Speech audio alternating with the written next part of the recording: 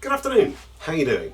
The first thing that I need to say before I get started on the video itself is it's a little early in the day for whiskey, so today we're on coffee. We're on a lovely black Americano, a nice mixed Arabica blend. It's lovely.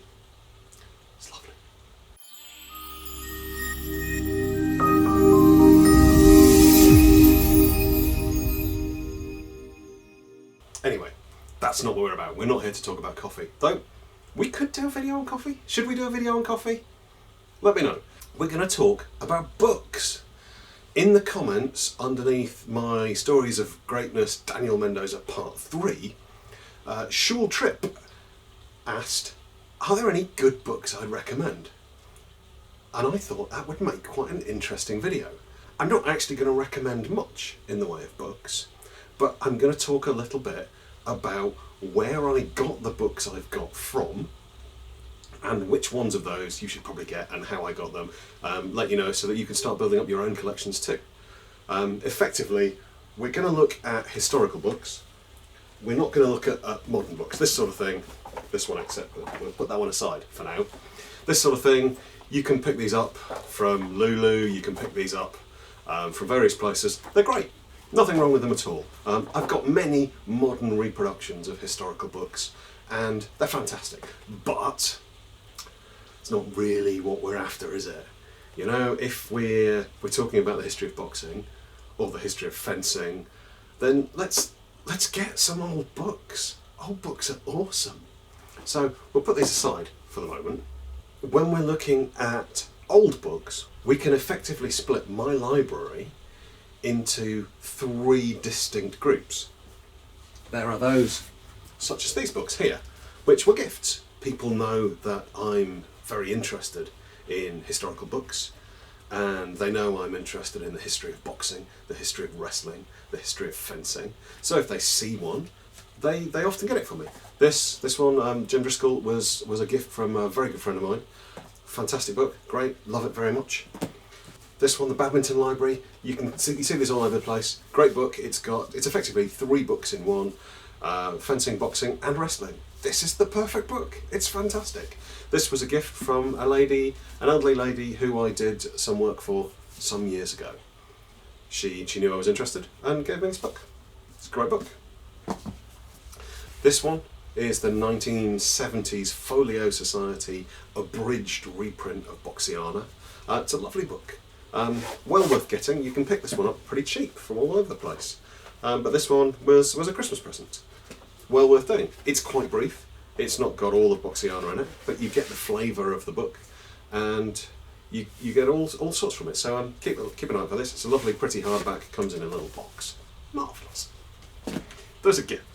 Clearly, you don't really get to pick when somebody gives you a gift. If they do, brilliant. Be very grateful. Then they're more likely to get you another.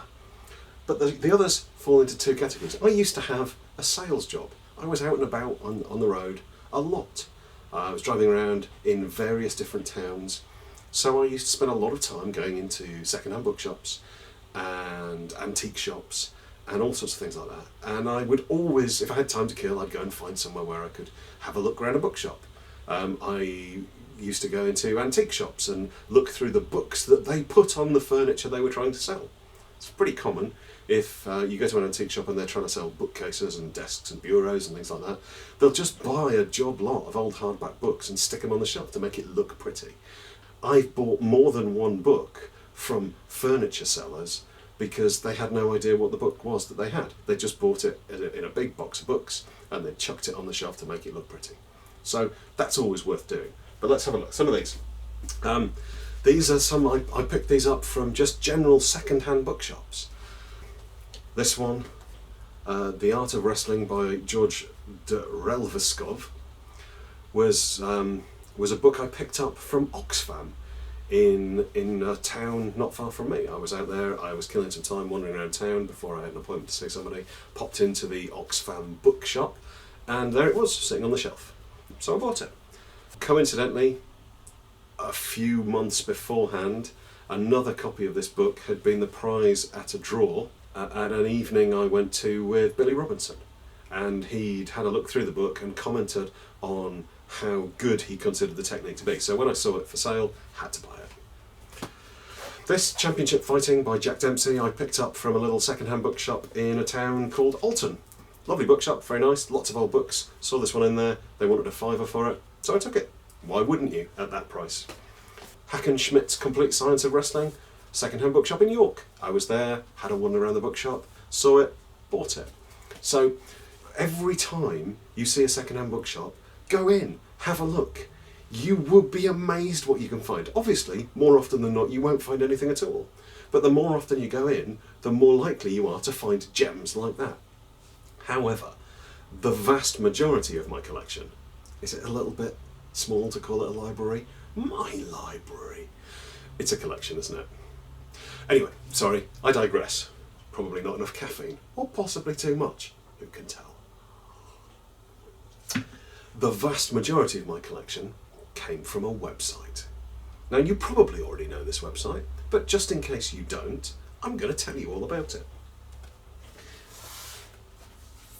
The website is called ABEBOOKS. It used to be an independent site where second-hand book dealers could register and sell their collections. It was bought out some time ago by Amazon, so it's no longer independent, but it still serves the same purpose. Small second-hand book retailers, people who, like myself, I used to buy and sell old and unusual books, usually history-based. I had an account on ABEBOOKS, but people like that register. They don't necessarily even have a shop, and you can pick up all sorts of things there. Some of the books that I've picked up from ABEBOOKS are Allanson-Winn's Boxing. Fantastic book. This is the one where people say to me, Oz, if I was only going to have one source to work from in pugilism, what would it be? It's this one. It's great. It's relatively modern. It's round about the transitional era, round about the Marquess of Queensberry's rules era, but it reflects a much older style, and there's a bit of street fighting, and there's a little bit of grappling, and there's all sorts in there, and it's just a fantastic read. Go and get it. If you're going to buy a replica, a modern reprint of any book, make it this one. But if you can get hold of an original, do, because it's just lovely. Donnelly's Self-Defense or the Art of Boxing, got that from ABEBOOKS.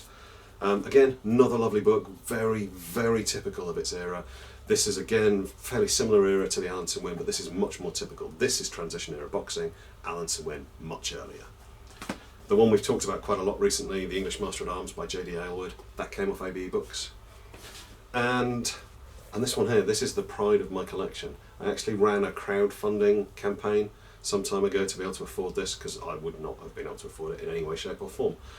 This is a 1727 second edition of the In-Play or Cornish Hug Wrestler by Sir Thomas Parkins.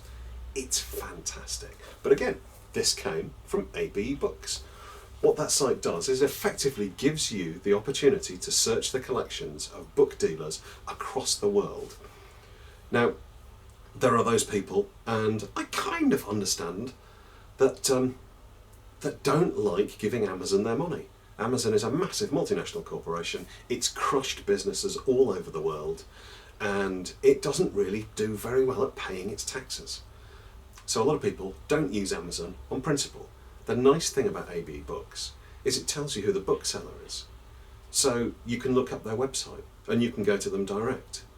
So you cut them out, the book dealer themselves gets more money, and you're not funding the pockets of Amazon. Now, I'm not saying that's what I do, heaven forbid, but it does mean that you can sleep easy at night knowing you're not funding a corporate giant that is crushing small businesses that are struggling to survive. Anyway, I did say that there was a modern book, a modern reprint that I would recommend, and there is. It's not really a reprint. It's one of the few books that is new that I would thoroughly recommend, and it's this one.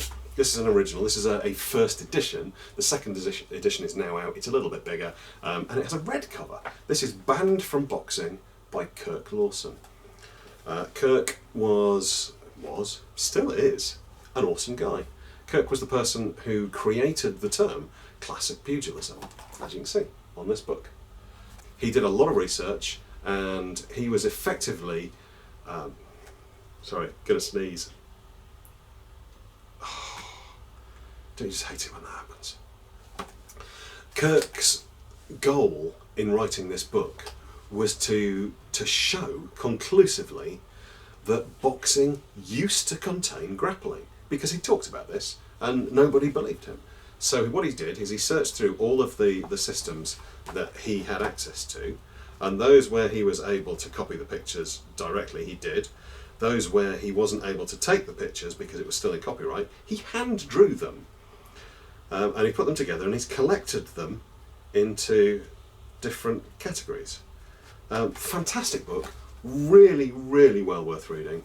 And if you're going to support anyone that isn't me, then Kirk's a great guy, because he's been involved for a long time. I was lucky enough to meet him and train with him. We taught at the International Pugilism Symposium, along with the great Ken Frenger, the late great Ken Frenger, and Tim Rozicki, another lovely guy. If you're over in the States and you get the opportunity to train with either Kirk or Tim, please do. Fantastic people.